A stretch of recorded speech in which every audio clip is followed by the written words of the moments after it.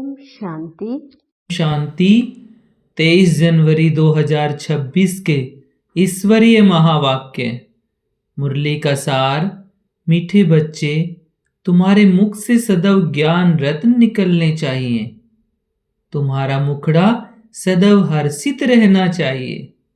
प्रश्न है, जिन बच्चों ने ब्राह्मण जीवन में ज्ञान की धारणा की है, उनकी निशानी क्या होगी? उत्तर, उनकी चलन देवताओं मिसल होगी। उनमें दैवी गुणों की धारणा होगी। उन्हें ज्ञान का विचार सागर मंथन करने का अभ्यास होगा। वे कभी आसुरी बातों का अर्थात किचड़े का मंथन नहीं करेंगे। उनके जीवन से गाली देना और गलानी करना बंद हो जाता है। उनका मुखड़ा सदा हर्षित रहता है। ओम शांति। बाप बैठ समझाते हैं ज्ञान और भक्ति के ऊपर। यह तो बच्चे समझ गए हैं, भक्ति से सद्गति नहीं होती है और सतयुग में भक्ति होती नहीं। ज्ञान भी सतयुग में मिलता नहीं। श्री कृष्ण न भक्ति करते हैं न ज्ञान की मुरली बजाते हैं। मुरली माना ही ज्ञान देना।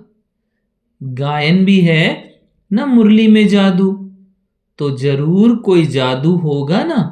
सिर्फ मुरली बजाना वह तो कॉमन फकीर लोग भी बजाते रहते हैं।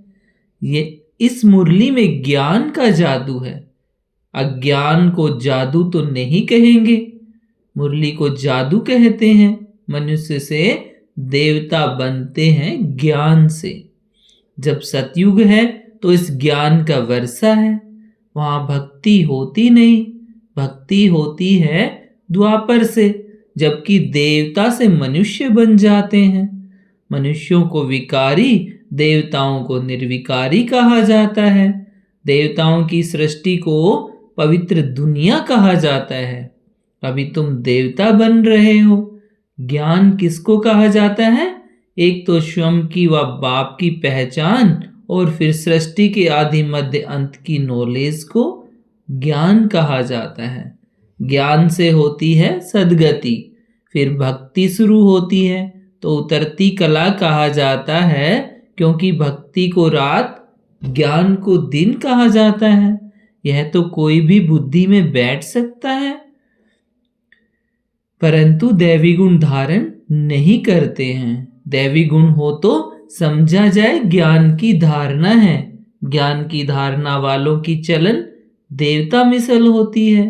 कम धारणा वाले की चलन मिक्स रहती है। धारणा नहीं तो गोया वह बच्चे ही नहीं। मनुष्य बाप की कितनी गलानी करते हैं। ब्राह्मण कुल में आते हैं तो गाली देना, ग्लानी करना बंद हो जाता है। तुमको ज्ञान मिलता है, उस पर अपना विचार सागर मंथन करने से अमृत मिलेगा। विचार सागर मंथन ही नहीं करते तो बाकी क्या मंथन होगा? आसुरी विचार, उनसे किचड़ा ही निकलेगा। अभी तुम ईश्वरीय स्टूडेंट हो, जानते हो मनुष्य से देवता बनने की पढ़ाई कर रहे हैं। देवताएं यह पढ़ाई नहीं पढ़ाएंगे। देवताओं को कभी ज्ञान का सागर नहीं कहा जाता है। ज्ञान का सागर तो एक को ही कहा जाता है। दैवी गुण भी ज्ञान से धारण होते हैं। यह ज्ञान तो तुम बच्चों को अभी मिलता है, यह सतयुग में नहीं होता। इन देवताओं में दैवी गुण है। तुम महिमा भी करते हो सर्वगुण संपन्न, तो अभी तुमको ऐसा बनना है। अपने से पूछना चाहिए, हमारे में सब दैवी गुण है या कोई आसुरी अवगुण है? अगर आसुरी अवगुण है तो उनको निकाल देना चाहिए, तभी देवता कहेंगे, नहीं तो कम दर्जा पा लेंगे। अभी तुम बच्चे दैवी गुण धारण करते हो, बहुत अच्छी अच्छी बातें सुनाते हो। इनको ही कहा जाता है पुरुषोत्तम संगम युग। जबकि तुम पुरुषोत्तम बन रहे हो तो वातावरण भी बहुत अच्छा होना चाहिए। मुख से कोई भी चीची बात न निकले, नहीं तो कहा जाएगा यह कम दर्जे का है। बोलचाल और वातावरण से झट पता पड़ जाता है। तुम्हारा मुखड़ा सदैव हर्षित होना चाहिए। नहीं तो उनमें ज्ञान नहीं कहा जाएगा। मुख से सदैव रत्न निकले। यह लक्ष्मी नारायण देखो कितने हर्षित मुख हैं। उन्हों की आत्मा ने ज्ञान रत्न धारण किए थे। मुख से सदैव ज्ञान रत्न निकलते हैं। रत्न ही सुनते सुनाते कितनी खुशी रहती है। ज्ञान रत्न तो अभी तुम लेते हो, फिर ये सभी हीरे जवाहरात बन जाते हैं। नवरत्नों की माला कोई हीरे जवाहरातों की नहीं है, यह ज्ञान रत्नों की माला है। मनुष्य लोग फिर वह रत्न समझ अंगूठियां आदि पहन लेते हैं। इन ज्ञान रत्नों की माला पुरुषोत्तम संगम युग पर पड़ती है। यह रत्न ही तुमको भविष्य 21 जन्मों के लिए माला माल बनाते हैं। इनको कोई लूट न सके। यहाँ तुम यह हीरे जवाहरात पहनो तो झट कोई लूट ले जाए, तो अपने को बहुत बहुत समझदार बनाना है। आसुरी अवगुणों को निकालना है। आसुरी अवगुणों से शक्ल ही ऐसी हो जाती है। क्रोध में लाल लाल तांबे जैसी शक्ल हो जाती है। काम विकार वाले तो काले बन जाते हैं। तो बच्चों को हर बात में विचार सागर मंथन करना चाहिए। यह पढ़ाई है ही बहुत धन पाने की। वह पढ़ाई कोई रत्न थोड़े ही है। हाँ, नॉलेज पढ़कर बड़ा पोजीशन पा लेते हैं, तो पढ़ाई काम आई न कि पैसा। पढ़ाई ही धन है, वह है हद का धन। फिर यह है बेहद का धन है, दोनों पढ़ाई। अभी तुम समझते हो बाप हमको पढ़ाकर विश्व का मालिक बना देते हैं।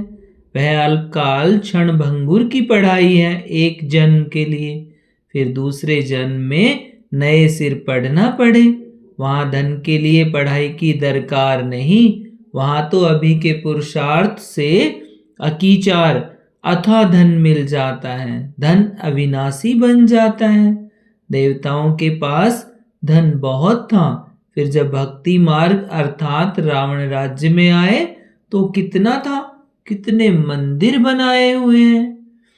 फिर आकर मुसलमानों आदि ने धन लूटा, कितने धनवान थे। आज की पढ़ाई से इतना धनवान कोई बन नहीं सकेंगे।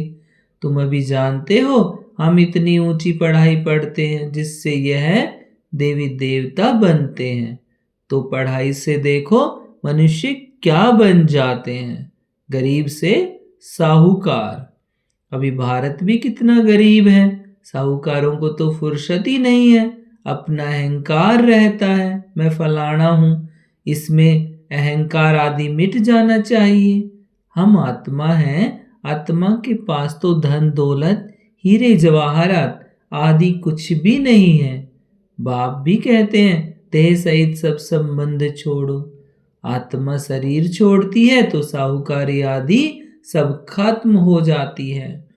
जब नए सिर पढ़कर फिर धन कमावे या तो दान पुण्य अच्छा किया हो तो साहूकार के घर जन्म लेंगे। कहते हैं ना पास्ट के कर्मों का फल है। नॉलेज का दान किया होगा, वह कॉलेज धर्मशाला आदि बनाई है तो उसका फल मिलता है, परंतु अल्पकाल के लिए।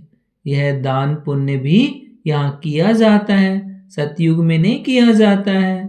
सतयुग में अच्छे ही कर्म होते हैं क्योंकि अभी का वर्षा मिला हुआ है। वहां कोई भी विकर्म होता नहीं क्योंकि रावण ही नहीं है। गरीबों का भी विकर्म नहीं बनेगा। यहाँ तो साहूकारों के भी विकर्म बनते हैं, तब तो यह बीमारियां आदि दुख होते हैं। वहां विकार में जाते ही नहीं तो विकर्म कैसे बनेंगे। सारा मदार है कर्मों पर। यह माया रावण का राज्य है जो मनुष्य विकारी बन जाते हैं। बाप आकर पढ़ाते हैं निर्विकारी बनाने लिए। बाप निर्विकारी बनाते हैं, माया फिर विकारी बना देती है। रामवंशी और रावण वंशी की युद्ध चलती है। तुम बाप के बच्चे हो, वह रावण के बच्चे हैं। कितने अच्छे अच्छे बच्चे माया से हार खा लेते हैं। माया बड़ी प्रबल है, फिर भी उम्मीद रखते हैं अधम से अधम बिल्कुल पतित का भी उद्धार करना होता है ना। बाप को तो सारे विश्व का उद्धार करना होता है। बहुत गिरते हैं, एकदम चट खाते में अधम से अधम बन जाते हैं। ऐसे का भी बाप उद्धार करते हैं।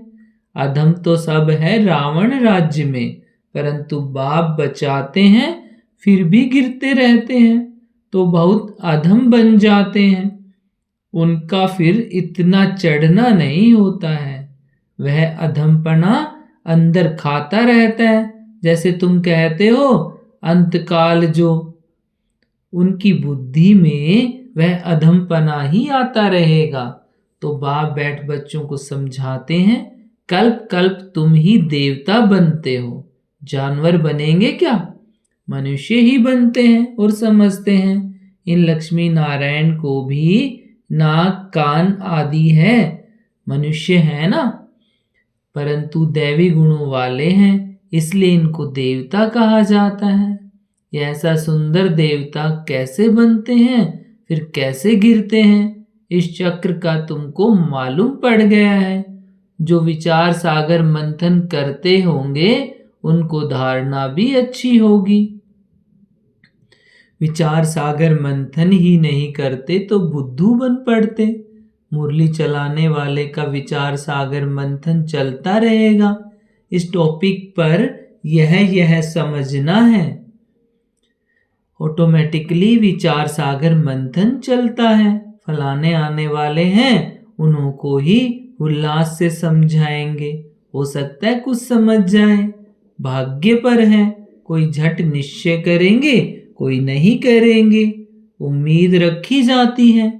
अभी नहीं तो आगे चलकर समझेंगे जरूर। उम्मीद रखनी चाहिए ना।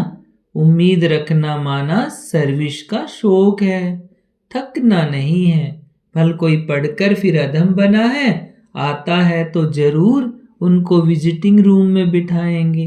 वह कहेंगे चले जाओ। जरूर पूछेंगे इतने दिन क्यों नहीं आए, कहेंगे माया से हार खा ली। ऐसे ढेर आते हैं, समझते हैं ज्ञान बहुत अच्छा था, परंतु माया ने हरा दिया। स्मृति तो रहती है ना, भक्ति में तो हारने और जीतने की बात ही नहीं रहती। यह नॉलेज धारण करने की है। अभी तुम बाप द्वारा सच्ची गीता सुनते हो, जिससे देवता बन जाते। बिगर ब्राह्मण बने देवता बन नहीं सकते। क्रिश्चियन, पारसी, मुसलमानों में ब्राह्मण होते ही नहीं। यह सब बातें अभी तुम समझते हो। तुम जानते हो अल्फ को याद करना है। अल्फ को याद करने से ही बादशाही मिलती है। जब भी तुमको कोई मिले बोलो अल्फ अल्लाह को याद करो। अल्फ को ही ऊंच कहा जाता है। उंगली से अल्फ का इशारा करते हैं ना। अल्फ को एक भी कहा जाता है। एक ही भगवान है, बाकी तो सब हैं बच्चे। बाप तो सदैव अल्फ ही रहते हैं, बादशाही करते नहीं, ज्ञान भी देते हैं, अपना बच्चा भी बनाते हैं। तो बच्चों को कितनी खुशी में रहना चाहिए। बाबा हमारी कितनी सेवा करते हैं, हमको विश्व का मालिक बनाते हैं, फिर खुद उस नई पवित्र दुनिया में आते ही नहीं। पावन दुनिया में उनको कोई बुलाते ही नहीं, पतित ही बुलाते हैं। पावन दुनिया में क्या आकर करेंगे, उनका नाम ही है पतित, पावन। तो पुरानी दुनिया को नया बनाने की उनकी ड्यूटी है। बाप का नाम है शिव और शालिग्राम बच्चों को कहा जाता है। उनकी पूजा होती है। शिव बाबा कह सब याद करते हैं। दूसरा ब्रह्मा को भी बाबा कहते हैं।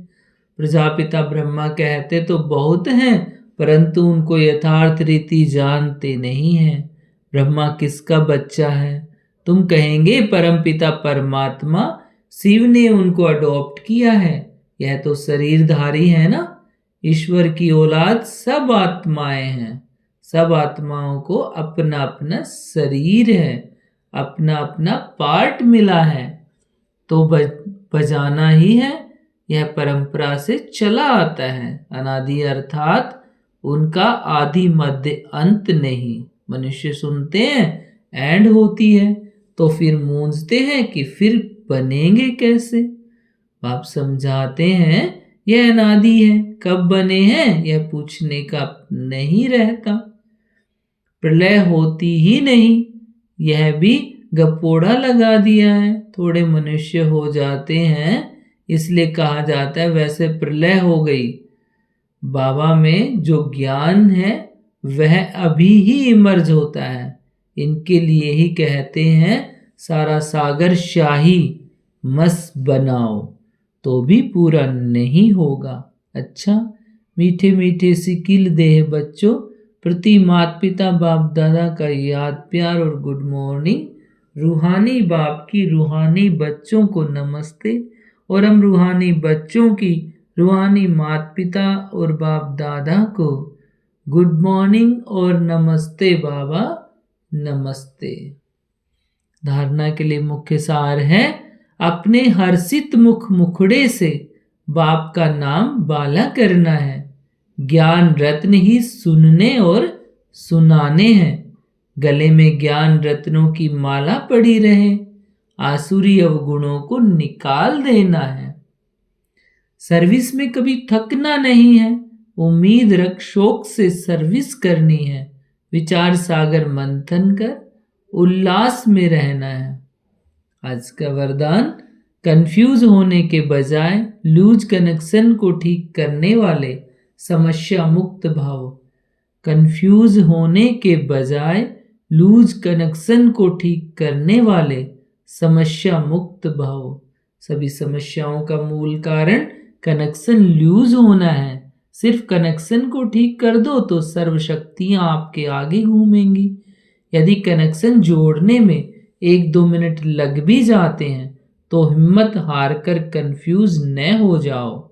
निश्चय के फाउंडेशन को हिलाओ नहीं। मैं बाबा का, बाबा मेरा, इस आधार से फाउंडेशन को पक्का करो तो समस्या मुक्त बन जाएंगे। आज का स्लोगन बीज रूप अवस्था में स्थित रहना, यही पुराने संस्कारों को परिवर्तन करने की विधि है। बीज रूप अवस्था में स्थित रहना, यही पुराने संस्कारों को परिवर्तन करने की विधि है। व्यक्ति सारे इस अव्यक्ति मास में बंधन मुक्त रह जीवन मुक्त स्थिति का अनुभव करो। जब सेवा में वह अपने पुराने संस्कारों को परिवर्तन करने में सफलता नहीं मिलती है तो कोई न कोई विघ्न के वश हो जाते हो, फिर उनसे मुक्त होने की इच्छा रखते हो, लेकिन बिना शक्ति के इस इच्छा पूर्ण नहीं हो सकती।